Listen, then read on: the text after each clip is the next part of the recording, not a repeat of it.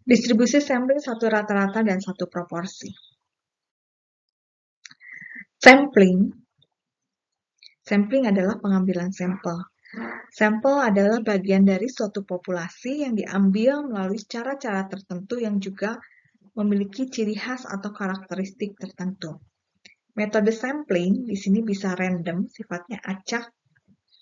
Acak di sini bedakan menjadi sederhana, berlapis, sistematis, dan berkelompok. Non-acak atau non-random ini contohnya adalah dibedakan menjadi kuota, pertimbangan, atau seadanya. Distribusi sampling adalah distribusi berarti dari besar statistik yang mungkin muncul dari sampel. Distribusi sampling dibedakan menjadi distribusi sampling rata-rata dan distribusi sampling proporsi. Rata-rata sebetulnya ada satu rata-rata dan selisih rata-rata ya. Satu rata-rata di sini sigma yang diketahui misalnya, jika suatu populasi mengikuti distribusi normal, distribusi sampel rata-rata juga mengikuti distribusi normal. Untuk mengetahui probabilitas rata-rata sampel berada dalam wilayah tertentu, di sini gunakan rumusnya Z. Kita gunakannya tetap untuk asumsi datanya normal. X bar dikurang mu dibagi standar deviasi dibagi akar N. Jika sigmanya diketahui. Jika menggunakan sampel, di sini sigmanya tidak diketahui, tapi di sini setidaknya ada 30 pengamatan, jadi masuk kategorinya masih T. Untuk menentukan probabilitas rata-rata pada wilayah tertentu, di sini rumusnya T sama dengan X bar dikurang mu dibagi S bagi standar N. Ini jika sigma atau standar deviasi populasi tidak diketahui, jadi kita mengikuti standar deviasi sampel. Sehingga rumusnya pakai T hitung, berarti yang kita lihat bukan tabel Z lagi, tapi tabel T. Nah, untuk menggunakan distribusi sampling di sini, jika sigmanya diketahui, contohnya Departemen Jaminan Kualitas Kola Inc. menyimpan catatan mengenai jumlah kola dalam botol jumbonya. Jumlah sebenarnya kola dalam setiap botol sangat penting, tapi bervariasi dalam jumlah kecil dalam satu botol. Misalnya ya.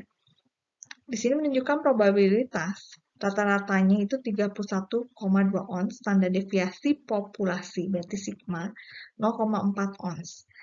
Memilih 16 botol dari garis pengisian. Jumlah rata-rata kola yang terkandung dalam botol adalah 31,38 ons. Ya, apakah ini hasil yang tidak mungkin? Apakah mungkin prosesnya menempatkan banyak soda dalam botol? Dengan kata lain, apakah sampling 0,18 ons ini tidak biasa? Jadi kita akan coba jawab satu persatu. Di sini berarti langkah pertama di sini menemukan Z value yang sesuai dengan rata-rata sampelnya 31,38. Rata-rata sampel 31,38, tapi rata-rata populasi di sini sesuai dengan soal itu 32,2. Dan standar deviasinya 0,2 ons dibagi dengan akar sampel yaitu 16. Jadi Z-nya kita peroleh 1,8. Langkah kedua, di sini temukan probabilitas mengamati Z dengan atau lebih besar dari 1,8. Jadi jika Z lebih besar dari 1,8, di sini ketika Z 1,8, kita menemukan di sini di nilai tabel itu adalah 0,0359. Sedangkan untuk probabilitas lebih besar dari yang di tabel, maaf saya 0,4641 ya. Sedangkan yang ditanya adalah lebih besar dari 1,8, berarti 0,5 dikurangi 0,4641. Jadi hasilnya adalah 0,0359. Yang kita lihat dari tabel hanya angka dari 0 sampai 1,8 ini, yaitu 0,4641. Ya, jadi probabilitasnya jawabannya adalah 0,0359.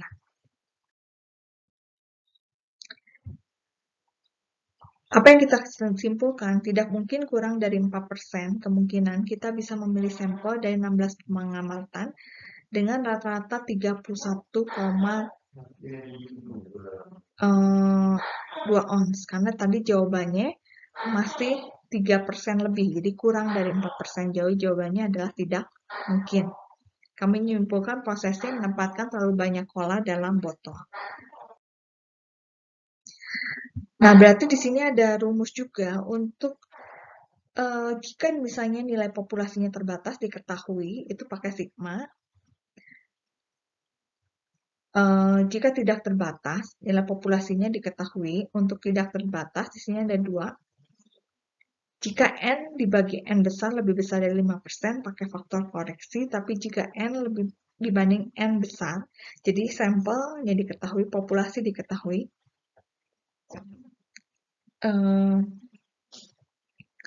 Ini untuk kategori yang terbatas sebetulnya ya. Tidak terbatas, ini pakai faktor koreksi dan tidak, kalau misalnya lebih kecil sama dengan 5%, tidak usah pakai faktor koreksi ya. Faktor koreksi ini N besar dikurangi N kecil dibagi N minus 1. Jadi standar deviasinya di sini sama dengan standar deviasi dibagi akar N kali N besar kurang N kecil dibagi N besar minus 1. Distribusi sampling rata-rata berarti di sini rumusnya ini yang standarnya di sini seperti ini. Jadi yang selalu dipakai rumusnya seperti ini. Ini bisa dijabarkan seperti ini kalau tanpa faktor koreksi. Kalau dengan faktor koreksi dimasukkan dikali akar N, N kurang N dibagi N besar minus 1. Sehingga di sini rumusnya untuk populasi tidak terbatas, N besar dibagi N kecil dibagi N besar lebih kecil sama dengan 5%. Ini rumusnya seperti ini, tapi populasi terbatas dengan N kecil dibagi N besar, lebih besar dari 5%. Ini seperti ini, ya. Jadi sampling rata-ratanya sini ada populasi dianggap tidak terbatas, kalau masih lebih kecil sama dengan 5%, kalau lebih besar dari 5% dianggap terbatas. Jadi batasan ini patokannya 5%. Misalnya umur wanita di United Kingdom itu menikah pada pertama kali pada umur 24,8 tahun. Diasumsikan populasinya ada 460 wanita, sampel randomnya 60 ya. Standar deviasinya 28. Berapakah probabilitas mereka menikah pada pertama kali lebih kecil daripada 25,1? Jika probabilitas umur mereka menikah pada pertama kali itu lebih kecil daripada 25,1, itu 82,38%, yang B ditanya ya standar deviasinya harus berapa gitu ya. Ini pakai standar deviasi yang ini, sedangkan yang tanya standar deviasinya. Jadi kita jawab di sini berarti mu-nya adalah 24,8, N-nya 60, N besar 460, sedangkan S-nya standar deviasi sampel 2,8. Berapakah probabilitas untuk X bar-nya lebih kecil dari 25,1? Di sini sama dengan 28 dibagi akar 60 dikali 460 kurang 60 dibagi 460 kurang 1. Karena N besar dibagi N kecil dibagi N besarnya 60 dari 460 itu 9% lebih kecil, lebih besar dari 5%. Jadi di sini harus dimasukkan. Sehingga jawabannya di sini adalah standar deviasi rata-ratanya 0,38722 sekian. Sehingga Z-nya di sini sama dengan 25,1 kurang 24,8 bagi 0,3877 sama dengan 0,77 kita bulatkan. Ketika kita lihat di tabel di sini, karena lebih kecil, berarti lebih kecil itu termasuk area yang negatif. Selain area dari 0 sampai 0,77, berarti probabilitasnya sama dengan 0,5 ditambah 0,2794, luas sebelah kiri sama dengan 0,7794. Jadi di sini jawabannya probabilitasnya untuk yang menikah pertama kali pada umur kurang dari 25,1 tahun dengan standar deviasi 2,8, populasinya 460 adalah 77,94%. Nah, sekarang kita lihat. Kalau misalnya jawabannya adalah 0,8238, berarti batasnya termasuk area negatif dan yang ini ya. Jadi kurang lebih areanya seperti ini. Berarti yang kita cari itu adalah luas antara 0 sampai Z. Karena tadi 0,8238 pengen probabilitasnya untuk yang B, dengan nilai sama X rata-rata dan rata-rata populasinya 25,1 dan 24,8. Di sini yang 0,23238 kita temukan pertemuan 0,9 dengan 3. Berarti di sini nilai si Z-nya harus 0,93. Pada saat nilai Z-nya 0,93, kita temukan nilai standar deviasinya itu harus 0,3227, tapi ini standar deviasi untuk populasi. Yang ditanya adalah standar deviasi sampel. Standar deviasi populasi sama dengan standar deviasi sampel dibagi akar N. Berarti S-nya sama dengan 0,3227 sekian dibagi akar 60, yaitu 2,5. Jadi jawabannya standar deviasi sampelnya adalah 2,5.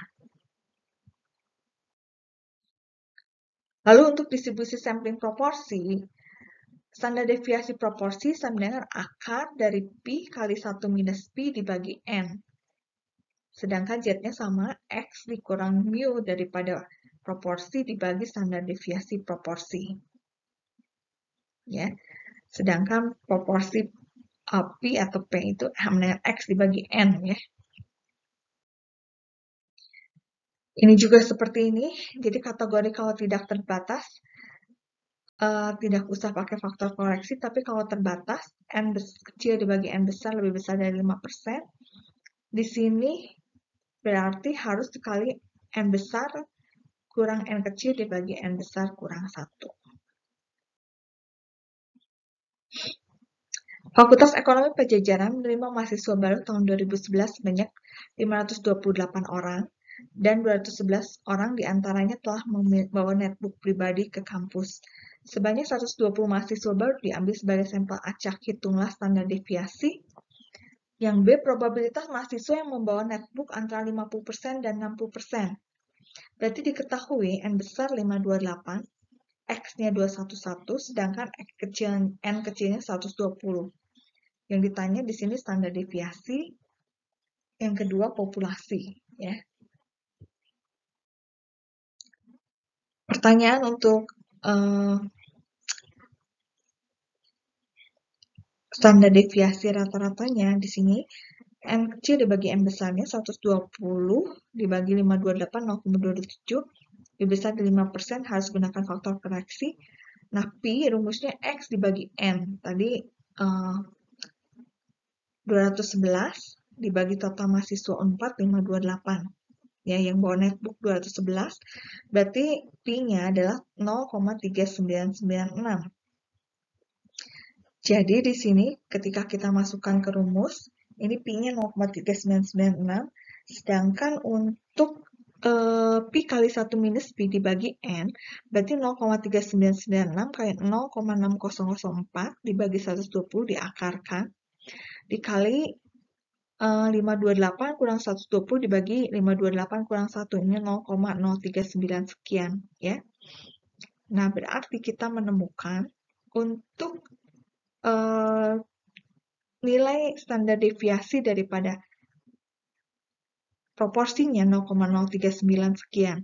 Sedangkan probabilitas antara 50% sampai 60% berarti X-nya di sini batasnya 0,5, yang pertama, yang kedua 0,6. Kita ketemukan Z-nya 2,55 dan Z-nya 5,09. Z-nya dua-duanya positif antara 2,05 dan 5,09. Berarti yang positif mengurangi, yang lebih besar mengurangi yang lebih kecil. Ini angkanya lebih besar dari 3, jadi luas antara 0 sampai Z-nya maksimal 0,5, dikurangi 0 sampai Z1 0,4946, sehingga probabilitasnya kita ketemu 0,0054. Jadi jawabannya yang membawa netbook antara 50 dan 60% adalah 0,54%. Nah, untuk refleksi integritas, distribusi sampling, transaksi, dan antropologinya. Jadi distribusi sampling mendistribusikan data keadaan sesuai keadaan sampel secara wajar. Imamat 9:15, janganlah membela orang miskin dengan tidak sewajarnya, dan janganlah terpengaruh oleh orang besar. Jika orang miskin tidak selalu baik, tapi orang kaya juga tidak selalu jahat. Baik orang miskin dan orang kaya, ada yang baik dan ada yang jahat. Dan pengalaman hidup, kebenaran dan keadilan dalam kehidupan ini selalu harus dicari, walaupun dalam kondisi saat ini COVID adalah akibat ulah manusia atau hukuman Tuhan. Pertanyaannya, kita tidak bisa menyalahkan Tuhan, tapi kalau dianalisa lebih mendalam, ini akibat akumulasi tindakan manusia di lingkungan yang kurang menjaga dan melihara dari polusi udara dan kebersihan, sehingga penyakit bisa bermutasi terus ya. Tumbuhan adalah lantai kehidupan yang paling awal yang menghasilkan oksigen atau udara bersih. Jadi bagaimana menjaga agar tanaman hijau ini bisa tumbuh subur sebagai sumber makanan dan kehidupan. Oke, sekian untuk materi distribusi sampling ini. Terima kasih.